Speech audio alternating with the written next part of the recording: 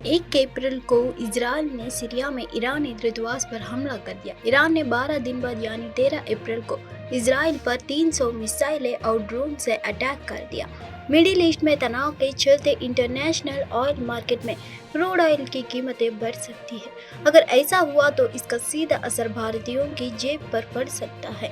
इस स्टोरी में जानिए इजरायल ईरान जंग से तेल की कीमत पर कितना असर पड़ सकता है। कैसे 21 साल पहले अमेरिका और इजरायल ने भारत को ईरान से तेल नहीं खरीदने के लिए मजबूर किया था। तेल सप्लाई के रूट पर ईरानी मिसाइलें तैनात ईरान ने इजरायल पर सीधा हमला करने से एक दिन पहले ओमान की खाड़ी में होर्मुज़ पास के गुजर रहे एक जहाज पर कब्जा कर दिया था। दुनिया के 20% तेल की सप्लाई इसी होर्मुज़ के पास से होती है। यहाँ ईरान की कई सौ बैलिस्टिक और क्रूज मिसाइलें तैनात है। दोनों देशों में विवाद बढ़ा तो इजरायल इस इलाके से जहाज़ों की आवाजाही रोक देगा। ईरान स्वेज नहर को भी ब्लॉक करने की धमकी भी दे चुका है। द इकोनॉमिक टाइम्स की रिपोर्ट के मुताबिक स्वेज नहर से हर दिन 5.5 मिलियन बैरल से ज़्यादा क्रूड ऑयल की सप्लाई होती है। वित्त वर्ष 2023 में भारत का 65% क्रूड ऑयल स्वेज कर देगी। इन सब अटकले के बीच तेल के बाजार पर इसका असर दिखाई देने लगा है। ईरान और इजरायल में तनाव की शुरुआत 1 अप्रैल को हुई थी। तब से अब तक क्रूड ऑयल के दाम $80 प्रति बैरल से बढ़कर $90 प्रति बैरल हो चुके हैं। अमेरिकी think tank centre for strategic and international studies के मुताबिक अगर तनाव कम नहीं हुआ तो तेल के दाम $100 प्रति बैरल भी जा सकता है। एनर्जी पॉलिसी और जियोपॉलिटिक्स एक्सपर्ट्स नरेंद्र तनेता बताते हैं कि ऑयल पूरी दुनिया में एक राजनीतिक कमोडिटी है। सारा तेल मध्य पूर्व से आता है। यहाँ बड़े बड़े तेल उत्पादक देश जैसे सऊदी अरब, कुवैत, ओमान और यूएई है। रक्षा मंत्री राजनाथ सिंह सोमवार सुबह करीब 10:30 बजे बसोहली पहुंचेंगे। पुलिस ने जनसभा को लेकर सुरक्षा काफी कड़ी कर दी है। मैदान के हर हिस्से की गहनता से जांच की गई है।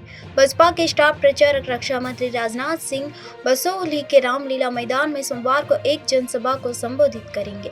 राजनाथ सोमवार सुबह करीब 10:30 बजे बसोहली पहुंचेंगे। पुलिस ने जनसभा को लेकर सुरक्षा काफी कड़ी कर दी है। मैदान के हर हिस्से की गहनता से जांच की गई है। नगर की मुख्य सड़कों पर भी सुरक्षा बलों की तैनाती की गई है। सड़कों पर बेवजह खड़े वाहनों को हटा दिया गया है। अमित शाह की जम्मू रैली कल रक्षा मंत्री राजनाथ सिंह के बाद कल गृह मंत्री अमित शाह जम्मू के पलोड़ा में रैली करने वाले हैं। इसी सिलसिले में शनिवार को बसपा के प्रदेश अध्यक्ष रविंद्र रैना ने पार्टी नेताओं के साथ मनहास महासभा ग्राउंड पलोड़ा में पहुंचकर 16 अप्रैल को केंद्रीय गृह मंत्री अमित शाह की प्रस्तावित रैली की तैयारियों का जायजा लिया है। इसके बाद उन्होंने दावा किया कि प्रधानमंत्री के बाद गृह मंत्री शाह की रैली में बड़ी संख्या में लोग पहुंचेंगे।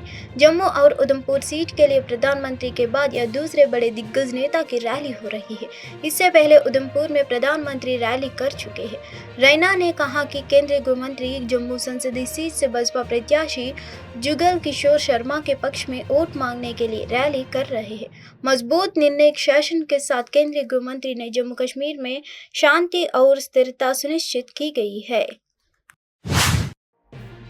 भूजल के लगातार दोहन का आलम यह है कि क्षेत्र में जहां पहले 90 और 100 फीट पर पानी मिल जाता था, वही अब 160 फीट से 180 फीट पर मिलता है। बोरवेल बंद होने से किसी न किसी सोसाइटी में पानी की आपूर्ति बंद हो जाती है। ग्रेटर नोएडा प्राधिकरण के 100 से अधिक बोरवेल ग्रेनो वेस्ट के भूजल को तेजी से खाली कर रहे हैं। इसका असर अब दिखने लगा है। आए दिन प्राधिकरण का कोई न कोई बोरवेल सूख रहा है, जिसके बाद रीबोरिंग कर बोरवेल को और गहरा किया गया है। अब तक 50 से अधिक बोरवेल की रीबोरिंग की जा चुकी है। यही नहीं, प्राधिकरण लगातार नए बोरवेल भी करा रहे हैं। भूजल का दोहन नहीं रुका तो ग्रेनो वेस्ट के 5 लाख फ्लैटों के निवासियों के लिए जल संकट खड़ा हो जाएगा। ग्रेनो वेस्ट में 100 से अधिक सोसाइटी में 2 लाख से अधिक लोग रह रहे हैं। लगातार जनसंख्या बढ़ने से पानी की मांग भी बढ़ रही है। प्राधिकरण भूजल की आपूर्ति कर रहा है। उसके लिए ग्रेनो वेस्ट में 100 से अधिक बोरवेल किया जा चुका है। अभी भी नए बोरवेल लगाने का काम चल रहा है। भूजल के लगातार दोहन का अलम यह है कि क्षेत्र में जहां पहले 90 और 100 फीट पानी मिल जाता था, वहीं अब 160 फीट से 180 फीट पर मिलता है। बोरवेल बंद होने से किसी न किसी सोसाइटी में पानी की आपूर्ति बंद हो जाती है। 2 साल से यह समस्या बढ़ती जा रही है। लोगों का कहना है कि ग्रेनो वेस्ट में कुल 5 लाख फ्लैट तैयार हो गए, जिनमें 10 लाख से अधिक लोग रहेंगे। अगर ऐसा ही रहा तो फिर ग्रेनो वेस्ट में जल संकट होगा। कन्हैया उत्तर पूर्वी दिल्ली लोकसभा सीट पर बसपा के 2 बार से सांसद मनोज तिवारी को टक्कर देंगे। पूर्वांचल बहुल इस सीट पर पहली बार तो पूर्वांचलियों के मुकाबला होगा। जवाहरलाल नेहरू विश्वविद्यालय के छात्र नेता रहे कन्हैया कुमार के कांग्रेस ने दिल्ली के सत्ता संग्राम में उतार दिया। कन्हैया उत्तर पूर्व दिल्ली लोकसभा सीट से बसपा पर 2 बार से सांसद मनोज तिवारी को टक्कर देंगे। पूर्वांचल बहुल इस सीट पर पहली बार 2 पूर्वांचलियों की मुकाबला होगा। दोनों प्रत्याशियों के अपनी खासियतों की बदौलत पूरे देश व युवाओं में इस सीट को लेकर दिलचस्पी रहेगा। दरअसल दोनों नेताओं के युवाओं में काफी पैठ है। इस सीट पर विचारधारा की लड़ाई भी देखने को मिलेगी। कन्हैया पूर्वांचल के साथ वामपंथ विचारधारा के नेता हैं। वही बनारस हिंदू विश्वविद्यालय से पढ़े मनोज तिवारी बसपा की विचारधारा के साथ है और 2 बार से सांसद है। पिछले चुनाव में उन्होंने पूर्व मुख्यमंत्री शीला दीक्षित को हराया था। अभी तक नई दिल्ली से दिवंगत सुषमा स्वराज के बेटे बांसुरी स्वराज के भी बसपा प्रत्याशी बनने से यह सीट आकर्षण का विषय थी। अब उत्तर पूर्व दिल्ली लोकसभा सीट पर भी रोचक मुकाबला देखने को मिलेगा।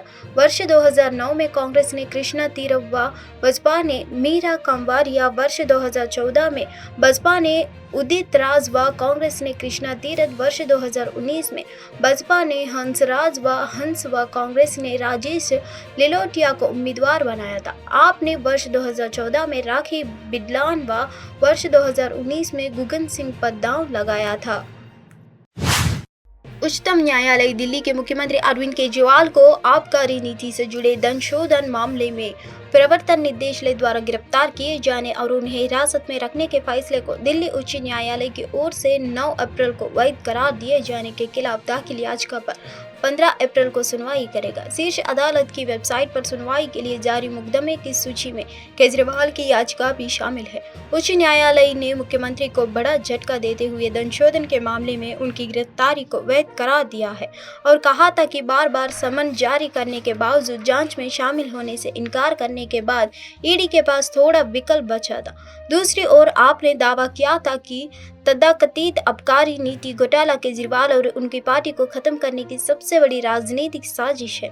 आपके वरिष्ठ नेता और दिल्ली सरकार के मंत्री सौरभ भारद्वाज ने दिल्ली उच्च न्यायालय का फैसला आने के बाद कहा था कि उन्हें उम्मीद है कि सुप्रीम कोर्ट मामले में अरविंद केजरीवाल को वैसे ही राहत देगा जैसे उसने पार्टी के राज्यसभा सदस्य संजय सिंह को जमानत देकर दी थी। हम उच्च न्यायालय का संस्था के तौर पर आदर करते हैं, लेकिन सम्मान के साथ कहना चाहते हैं कि हम उसके आदेश से सहमत नहीं हैं और उसके खिलाफ उच्चतम न्यायालय का रुख करेगा। यह मामला 2021 से लेकर 22 के लिए दिल्ली सरकार की आबकारी नीति बनाने और कार्यान्वयन के कथित भ्रष्टाचार और धन शोधन से संबंधित है। इस नीति को बाद में रद्द कर दिया गया है। ईरान ने रविवार को इजराइल पर सीधा हमला किया और ताबड़तोड़ ड्रोन बैलिस्टिक मिसाइल दागे।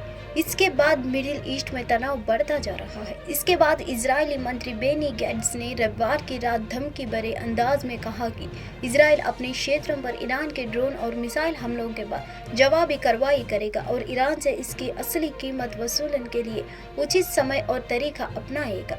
इजराइल की इस धमकी और उसकी जवाबी कार्रवाई को लेकर युद्ध की आशंका बढ़ती जा रही है। संयुक्त राष्ट्र में ईरान ने दूत ने कहा कि इजराइल को उसकी चाल का जवाब दिया गया है और यह ईरान अपने आत्मरक्षा के अंतर्निहित अधिकार के प्रयोग के आधार पर कर रहा है। ईरान के अनुसार इजराइल पर हमला दमिश्क में उसके वाणिज्य दूतावास पर किए गए हमले की प्रतिक्रिया दी। इस कृत्य के लिए पहले ही इजराइल को जिम्मेदार ठहराया गया था। इसके जवाब में संयुक्त राष्ट्र में इजराइल के प्रतिनिधि गिलाद एर्दन ने सुरक्षा परिषद से ईरान पर भी सभी उपलब्ध प्रतिबंध लगाने का आह्वान किया है। इसके अतिरिक्त G7 नेताओं ने पहले कहा था कि वे अस्थिर करने वाली पहल के जवाब में आगे कदम उठाने के लिए तैयार है। ईरान ने इजराइल को चेतावनी दी है और संयुक्त राष्ट्र में ईरान ने कहा इसके बाद इस मामले को समाप्त माना जा सकता है। मगर यदि इजराइल ने एक और गलती की तो ईरान की प्रतिक्रिया काफी गंभीर होगी और इसका परिणाम इजराइल को भुगतना होगा। वहीं अमेरिका के राष्ट्रपति जो बाइडेन ने इजरायली प्रधानमंत्री बेंजामिन नेतन्याहू से कहा है कि अमेरिका ईरान के खिलाफ किसी भी जवाबी कार्रवाई के लिए सैन्य समर्थन नहीं करेगा। समाचार एजेंसी AFP के हवाले से अमेरिका ने कहा, हम उनकी किसी भी प्रतिक्रिया या हिस्सा नहीं बनेंगे और ऐसे भी किसी कृत्य में भाग नहीं लेंगे। नेशनल कॉन्फ्रेंस के नेता उमर अब्दुल्ला ने बीजेपी के संकल्प पत्र पर टिप्पणी करते हुए कहा कि उन्होंने अभी तक घोषणा पत्र का अध्ययन नहीं किया है। उन्होंने टिप्पणी की कि उनकी प्रारंभिक धारणा के आधार पर घोषणा पत्र जम्मू और कश्मीर के लोगों के लिए किसी भी अनुकूल परिणाम का वादा नहीं करता है। मैंने अभी तक उनका घोषणा पत्र नहीं पढ़ा है। वैसे भी उनका घोषणा पत्र जम्मू कश्मीर के लिए कुछ भी अच्छा नहीं लाता है, उमर अब्दुल्ला ने कहा है। मैं तो सुबह से प्रचार में लगा हुआ हूँ, नहीं पढ़ा है, लेकिन वैसे भी उनका मैनिफेस्टो जो है उसमें जम्मू कश्मीर के लिए कोई अच्छा तो होता ही नहीं है। इनके मैनिफेस्टो से हमारी तबाही और बर्बादी हो जाती है ना। उमर साहब, कितनी सीटों की उम्मीद कर रहे हैं अलायंस की? कहाँ, पूरे मुल्क में? नहीं, यहाँ पर जम्मू कश्मीर में 5 की 5 और लद्दाख को जोड़ के 6। क्या इसमें महबूबा मुफ्ती भी शामिल रहेंगी? किसमें? आपके अलायंस में जो वो सीटें कही है, इन 5 सीटों में महबूबा मुफ्ती का शेयर भी रहेगा क्या? वो तो वायनाड निर्वाचन क्षेत्र से सीपीआई के लोकसभा उम्मीदवार एनी राजा ने 14 अप्रैल को कांग्रेस सांसद राहुल गांधी पर लोगों की उम्मीदों पर खरा नहीं उतारने का आरोप लगाया। लोगों ने उन्हें भारी बहुमत से चुना। कभी कभी वे गुस्सा दिखाते हैं क्योंकि वे अपने प्रतिनिधि राहुल गांधी के प्रदर्शन से बहुत निराशा है, इसलिए फैसला करना लोगों पर है। इसमें बहुत गुंजाइशें है और वाम मोर्चा के लिए मुद्दों का उठाना, चाहे वह मानव पशु संघर्ष का सवाल हो या रेलवे लाइन का, ये सभी मुद्दे हैं जिन्हें केरल विधानसभा में नहीं बल्कि संसद में उठाने की जरूरत है। मुझे लगता है कि वह लोगों की उम्मीदों पर खरा नहीं उतार सके, एनी राजा ने कहा है। This is what people are saying because they elected him with a huge majority. They elected him and now they are actually sometimes they show anger because they are very much disappointed with the performance of their representative, Mr. Rahul Gandhi. So it is for the people to judge and what they are telling me, I am speaking to you. That is what I am. So that means there is a lot of scope for the left front to take up all those, whether it is the question of the human-animal conflict or the railway line. These are all issues which need to be taken up in Parliament, not in Kerala.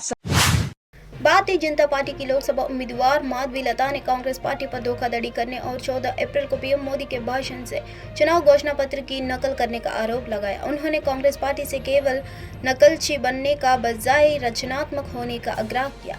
Madhavi लता ने कहा, क्या न्याय पत्र के धोखा नहीं दिया और बसपा के 4 स्तंभों को छीन लिया है? दलित युवा, किसान और महिला का नाम किसने दिया? महिला, दलित, युवा और किसान सभी की नकल की गई है। 4 उन्होंने आर्थिक रूप से कमजोर जोड़ा। क्या कोई आर्थिक रूप से कमजोर किसान, दलित, युवा या महिला ही नहीं है? मैं अनुरोध करना चाहता हूं कि कांग्रेस इस तरह से धोखा देना बंद करे और रचनात्मक बनने का प्रयास करे। नकलची बेहतर होगा कि आप ऐसे ही करें। लोग जानते हैं कि किसे चुनना है।